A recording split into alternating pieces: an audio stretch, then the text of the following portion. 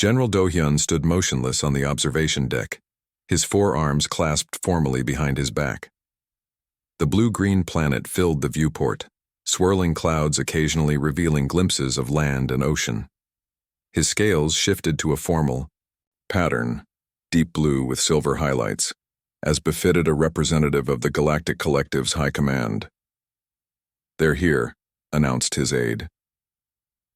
Do-hyun turned as his mission partner entered the room. General Ji-eun moved with practiced grace despite the unfamiliar gravity. Her exoskeleton hummed quietly as she approached. "The human vessel approaches," she said. "Are you prepared for this meeting?" Do-hyun's secondary eyes blinked. "I have studied their transmissions for 30 cycles, yet I remain uncertain." The humans had achieved faster-than-light travel only 80 years after developing basic spaceflight. Such rapid advancement was unprecedented in the Collective's 20,000-year history. It made the High Command nervous. "They are an anomaly," Ji-eun agreed. "Small, soft-bodied, with minimal natural defenses. By all logic, they should have been prey species." A soft chime indicated the human ship had docked. Do-hyun activated his translator implant and straightened to his full height. The airlock cycled open. 3 humans entered, smaller than Do-hyun had expected despite his research. They wore simple blue uniforms without visible weapons. The lead human, dark-haired and slight, stepped forward with an expression Do-hyun recognized as a smile. Among humans, this display of teeth indicated friendliness rather than aggression. "General Do-hyun, General Ji-eun," the human said, bowing slightly. "I am Captain Tae-ho of Earth United Space Command. Welcome to our solar system." Do-hyun returned the greeting gesture. "The Galactic Collective extends peaceful greetings to humanity." The captain introduced his companions, a diplomat named Minji and a scientist named June. They spoke with unusual directness that Do-hyun found both refreshing and slightly alarming. "We have prepared quarters for you on our orbital station," Captain Tae-ho explained. "From there, you can conduct your observations more comfortably." The station surprised Do-hyun with its elegance. Humans compensated for their biological limitations with impressive technology. The artificial gravity adjusted automatically to collective standard measurements. The air mixture had been calibrated for Do-hyun and Ji-eun's comfort. "You have studied our biology well," Ji-eun noted. Minji nodded. "We believe understanding begins with comfort. Please consider these quarters your home during your stay." That evening, Do-hyun reviewed the mission parameters while Ji-eun analyzed human military files they had been provided. "Their weapons are surprisingly advanced," she noted, "yet their defensive systems seem basic." "Because they focus on attack rather than protection?" "Perhaps." Ji-eun displayed images of human combat units. "Or perhaps they simply accept higher casualty rates." The following day brought their first visit to Earth's surface. They landed at a military training facility where human soldiers demonstrated their capabilities. Do-hyun watched with growing interest as humans half his size carried equipment nearly matching their body weight. They moved through obstacle courses, climbed walls, and performed complex team maneuvers. "They train in actual physical condition," Ji-eun transmitted privately to Do-hyun, "not in simulators." "Inefficient," Do-hyun replied. "Injury risk is high." Captain Tae-ho approached as the demonstration ended. "Questions, generals?" "Your soldiers risk physical harm during training," Do-hyun observed. "This seems unnecessary with your simulation technology." Tae-ho nodded. "We believe actual experience creates better soldiers than perfect simulation. Pain is an excellent teacher." Later, they observed a combat exercise where teams competed to capture territory. Do-hyun noted how teams adapted quickly when plans failed, showing unusual flexibility. That evening, reviewing their findings, Ji-eun seemed troubled. "They are contradictions," she said. "Physically weak yet willing to endure discomfort. Technologically advanced yet reliant on primitive physical training. Peaceful in presentation yet clearly prepared for conflict." Do-hyun considered this. "Perhaps we should observe their young. Species often reveal their true nature in how they raise offspring." "Agreed," Ji-yoon said. I have requested a tour of educational facilities tomorrow. As Do-hyun prepared his daily report to the High Command, he included an unusual personal note. Humans appear to have a different relationship with danger than collective species. They neither avoid it completely nor recklessly embrace it. They seem to play with it. Further observation required to understand implications. He had no idea how prophetic this observation would prove. The transport vehicle glided silently along the road as General Do-hyun watched the human city pass by. Buildings of various shapes and sizes stretched toward the sky, while small figures moved about on the walkways below. Beside him, General Ji-yoon adjusted her breathing apparatus, still not fully comfortable with Earth's oxygen levels. Today we will see a primary education center, explained their guide, a human female named Sun-hai. This is where human children, ages 5 to 11, learn basic skills.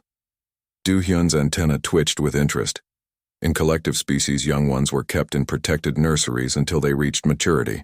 The concept of education centers was foreign but intriguing. The vehicle stopped beside a large building with colorful exterior walls. Sun-hai led them toward an entrance, but Do-hyun suddenly froze. His secondary eyes widened as he spotted something. Beyond the main building, what is that area? He asked, pointing to an open space filled with metal structures. That's the playground, Sun-hai replied with a smile. It's recess time, so the children are outside playing. Ji-yoon stepped closer to Do-hyun, her scales shifting to a concerned pattern. Those small humans, they are climbing to dangerous heights. Indeed, children were scaling metal frames, swinging from bars and spinning on circular platforms. Some hung upside down by their legs while others jumped from platforms onto soft ground. We should observe this, Do-hyun decided, changing direction. As they approached the playground, the noise grew louder. Shrieks, laughter, and calls filled the air. Do-hyun's translator struggled to process the overlapping sounds. A small group of children raced past them, causing Ji-yoon to step back quickly. One child carried a stick, waving it as the others followed. Are they engaged in combat training? Do-hyun asked, confused. Sun-hai laughed. No, they're just playing tag. It's a game where one child chases the others. That child has a weapon, Ji-yoon noted, pointing to the stick. That's not a weapon, Sun-hai explained. It's just a stick he found. Children often incorporate objects into their play. Do-hyun watched as a small female child climbed to the top of a tall metal structure, then slid down a narrow inclined plane, screaming with delight as she descended rapidly. That appears dangerous, he observed. The child could be injured from that height. Sun-hai nodded. There is some risk, but the ground has special padding. Children learn their physical limits through play. A loud cry suddenly caught their attention. A small male child had fallen from a swinging rope and sat clutching his knee. Do-hyun expected immediate medical intervention but was surprised when an adult human merely approached, spoke briefly to the child, and helped him stand. The child is injured, Ji-yoon stated. Yet no medical aid was summoned. It's just a minor scrape, Sun-hai explained. Look, he's already running again. Indeed, the child had rejoined his companions, showing no signs of distress. In our culture, Do-hyun said slowly, young ones are protected from all potential harm until maturity. Sun-hai nodded. Many Earth cultures used to be the same, but we discovered that overprotection created adults who couldn't assess risk properly. Children need to experience small dangers to develop judgment. Near the far edge of the playground, a group of children had created an obstacle course with rocks, sticks, and a shallow puddle. They took turns racing through it, sometimes slipping or stumbling, but always continuing. They deliberately create challenges, Ji-yoon observed, her voice containing a note of wonder. Yes, Sun-hai confirmed. Children naturally seek out ways to test their abilities. A bell rang, and the children began moving toward the building, though many groaned or tried to extend their playtime. They seemed disappointed to stop, Do-hyun noted. Recess is usually their favorite time, Sun-hai explained. Now they must return to classrooms. As they walked toward the building, Do-hyun and Ji-yoon exchanged private communications. This explains much about human advancement. Ji-un transmitted. They are conditioned from early development to embrace challenge rather than avoid it. And to recover quickly from failure, Do-hyun added, remembering the child who fell. The High Command must know this. That evening, in their quarters, Do-hyun recorded his observations. Human children engage with risk voluntarily and repeatedly. They appear to enjoy activities that could result in minor injury.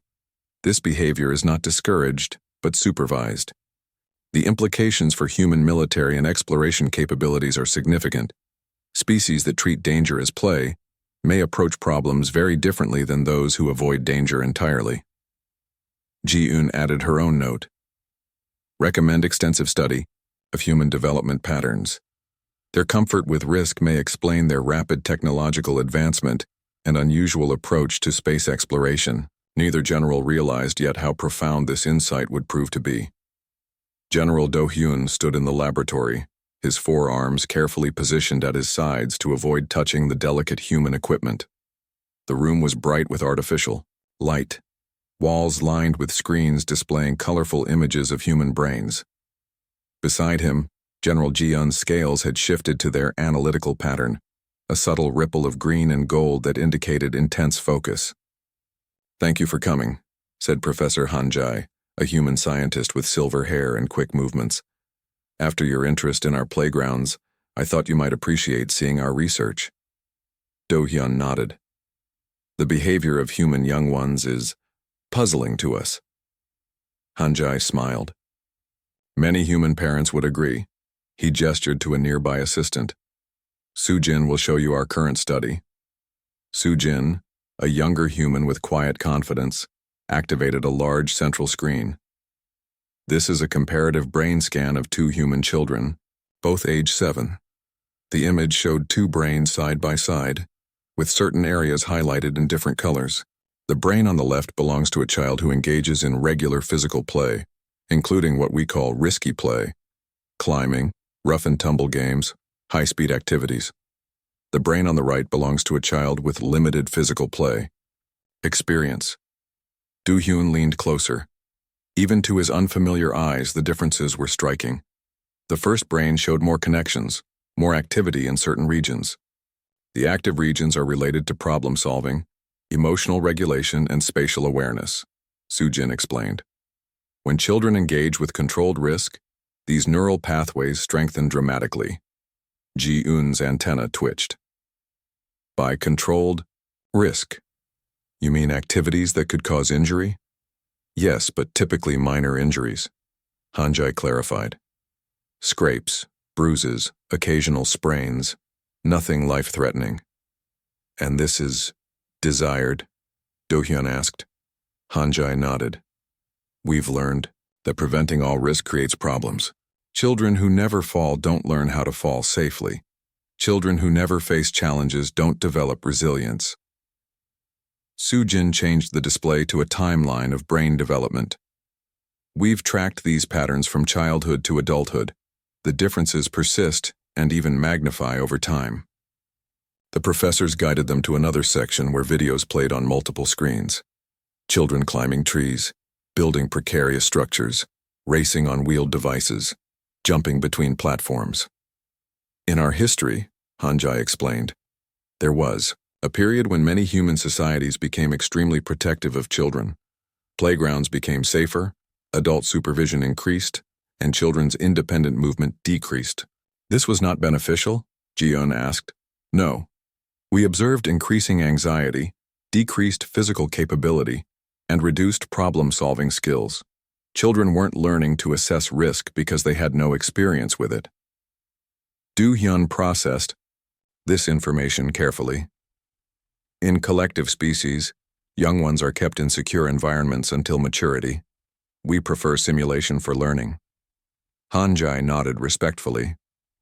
"Different evolutionary paths lead to different solutions.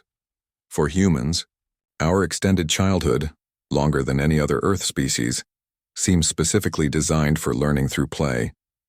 Soo-jin directed their attention to another screen showing brain chemistry. "When children engage in risky play, Their brains release chemicals that create feelings of excitement and satisfaction. They are literally rewarded for taking calculated risks. And this continues into adulthood? Ji-eun asked. Absolutely, Han-jae confirmed. Though the forms change, adults may rock climb, race vehicles, or explore unknown territories. The pattern remains. Humans seek controlled risk for both pleasure and growth. Do-hyun's secondary eyes blinked rapidly as he considered the implications.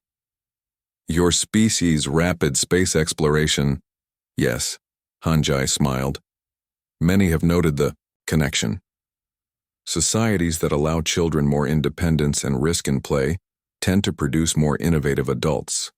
Our space program recruitment actually tracks childhood play patterns as a predictor of success. Later, as they returned to their quarters, Do-hyun and Ji-eun discussed their findings. It explains much, Ji-eun said quietly. Their approach to the Andromeda Barrier, their mining colonies on unstable moons, their willingness to attempt technology jumps rather than incremental progress. The High Command will find this concerning, Do-hyun noted. A species that enjoys risk is unpredictable. Yet they do not take foolish risks, Ji-eun countered. The children we observed were testing limits, not ignoring them. Professor Han-jae emphasized controlled risk. Do-hyun activated his communication terminal to prepare their report. We should request data on human military training. I suspect we will find similar patterns. Calculated risk rather than maximum safety. Agreed, Ji-eun said. And perhaps we should consider what the collective has lost by removing all risk from our own development. Do-hyun paused, his four hands hovering over the terminal. That is an uncomfortable thought. Yes, Ji-eun's scales shifted to a reflective blue. Perhaps discomfort itself has value, another human concept to consider. As Do-hyun composed their report, he included a note that would cause much discussion among the collective leaders. Human innovation may be directly linked to their comfort with risk, developed from earliest childhood through supervised danger play. Their expansion into space may be an extension of playground behavior, a species-wide expression of climbing higher, moving faster, and exploring further simply to experience the thrill of successful risk.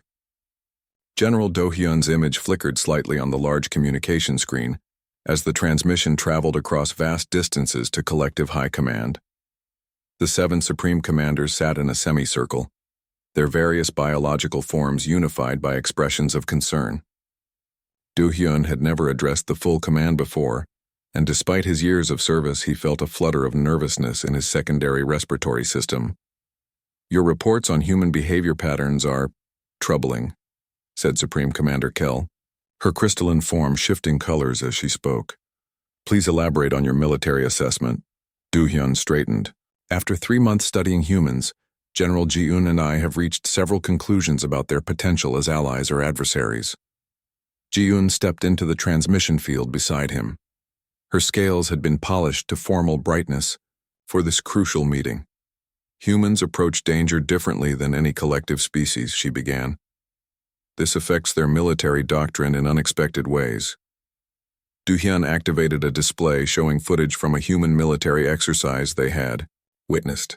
Soldiers crawled under razor wire while explosions detonated nearby. They train using real obstacles and live ammunition, Do-hyun explained. When we questioned this practice, their commander said, fear cannot be simulated effectively. Supreme, Commander Lek's tentacles rippled with displeasure. Inefficient. They risk losing trained personnel before actual combat. Yet they accept these losses as worthwhile, Ji-eun countered. And their troops show remarkable adaptability under actual stress. Do-hyun changed the display to show children playing war games in a park, hiding behind trees, planning ambushes, arguing over imaginary weapons. Their young engage in combat simulation voluntarily, without adult direction, he noted. They call it play, but the tactical thinking is sophisticated. Watch this group's flanking maneuver. The footage showed children carefully coordinating a surprise attack on their friends from multiple directions. This is untrained behavior? Asked Supreme Commander Raz. Completely spontaneous, confirmed Ji-un. We observed similar patterns across different age groups and regions. Do-hyun switched to footage of a military planning session they had been permitted to observe. Human officers debated 3 possible approaches to a simulated crisis. Note the third option, he instructed, the one our tactical analysis would reject as too risky. The humans not only considered it, but eventually selected it. The Supreme Commanders watched as the humans chose a bold, dangerous approach that exposed their forces but created an unexpected advantage. When questioned, Ji-un added, the commander said, the enemy will expect us to choose safety. Sometimes the safest path is the most dangerous one. Supreme Commander Kell's crystalline form darkened. This unpredictability is concerning. It extends beyond tactics, Do-hyun continued. Their weapons development follows similar patterns. They will pursue technologies with only a small probability of success, investing significant resources where our analysis would suggest caution. He displayed images of early human flight attempts, people leaping from towers with wooden wings, crashing primitive flying machines, gradually improving designs through repeated failure. Their space program followed this pattern as well, Ji-un noted. Early rockets frequently exploded. Astronauts died. Yet they continued, accepting casualties as part of progress. What is your final assessment? Asked Supreme Commander Raz Do-hyun, and Ji-un exchanged glances before Do-hyun answered. As potential adversaries, humans represent a significant threat despite their physical limitations. They will pursue strategies we consider irrational. They will accept losses we find unacceptable. They will take risks that our military doctrine cannot predict, Ji-un continued. As potential allies, they offer unique perspectives and approaches. Their comfort with calculated risk could complement our preference for certainty. However, coordination would be challenging due to fundamentally different decision-making processes. The chamber fell silent as the Supreme Commanders absorbed this information. You recommend? Prompted Commander Kell finally. A special diplomatic category, Do-hyun replied. Neither standard ally nor potential threat. We suggest classifying humans as a strategic anomaly, requiring customized protocols. We further recommend continued close observation, added Ji-un, particularly in crisis situations. How humans respond under genuine pressure will reveal more than any simulation. After the transmission ended, Do-hyun turned to Ji-un in their Earth quarters. They were disturbed by our assessment, he noted. Ji-un's scales shifted to a thoughtful pattern, as we were initially disturbed by the playground. Do-hyun moved to the window, looking out at the human city below. People moved purposefully along streets, children played in parks, vehicles navigated complex patterns. I wonder, he said quietly, if our fear of risk has limited the collective in ways we cannot see. Ji-un joined him at the window. Perhaps that is why the High Command sent us here, not just to understand humans, but to reconsider ourselves. Their contemplation was interrupted by an urgent message. The human liaison officer requested their immediate presence. An unidentified vessel had appeared at the edge of the solar system, refusing communication attempts. It seems, Ji-un said as they hurried to respond, we may observe human crisis management sooner than expected. Alarms blared throughout the diplomatic station as General Do-hyun hurried down the corridor. Birdie Rusiem. Lights cast everything in a pulsing red glow. Behind him, General Ji-un moved with practiced efficiency, her scales now a deep alert pattern, dark red with black edges. Status report, Do-hyun demanded as they entered the command center. Commander Jun-ho, the human officer in charge of the station, looked up from a holographic display.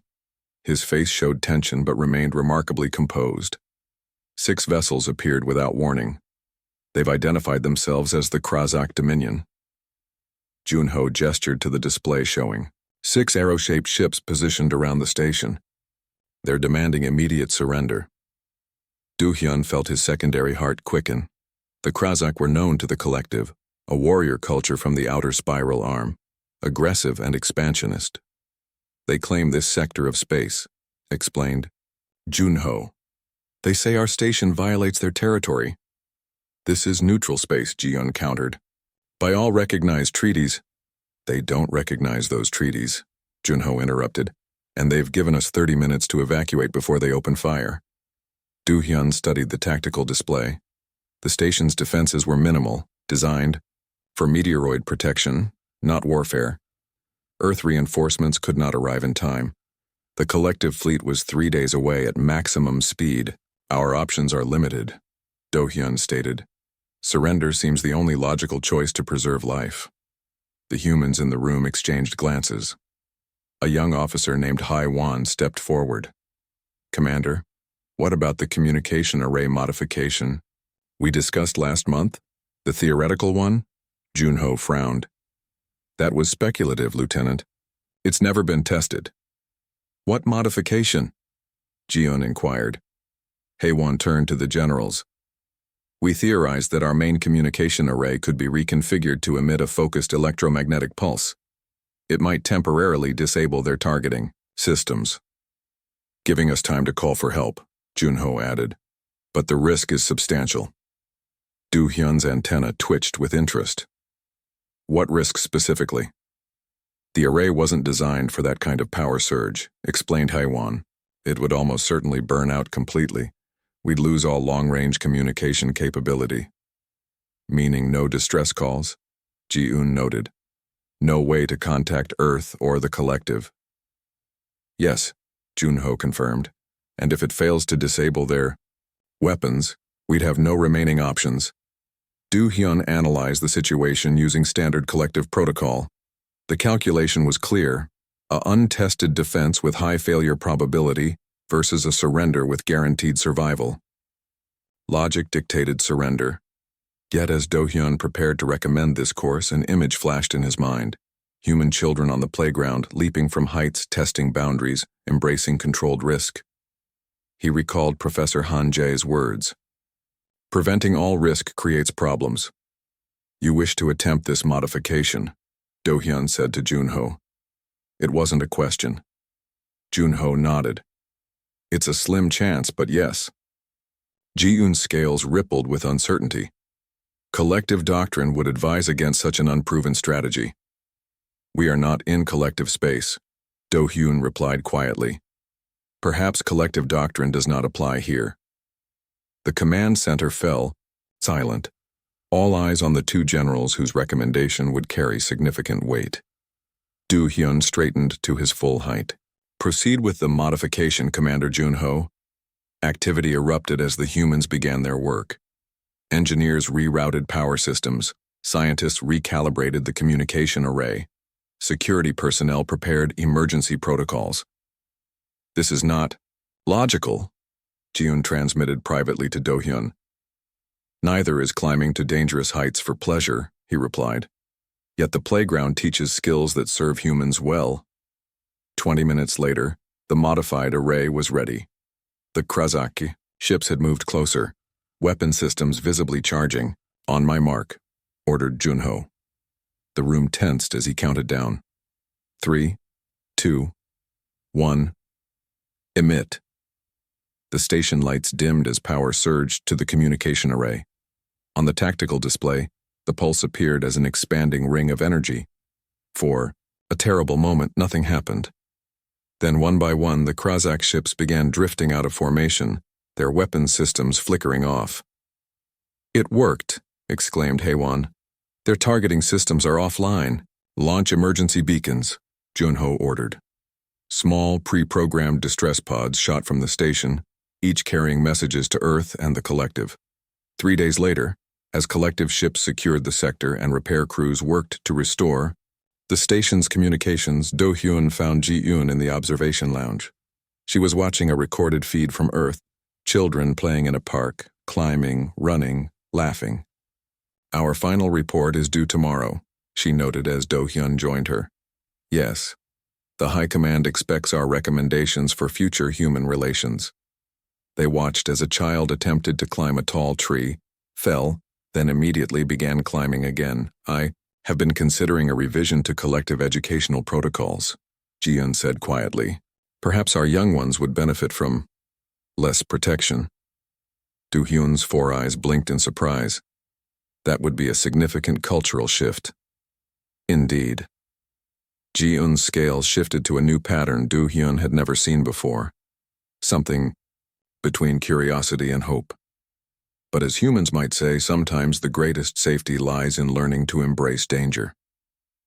On the screen, the child reached the top of the tree and looked out, face filled with the simple joy of a challenge overcome. "Believe," Do-hyun said, "I am beginning to understand."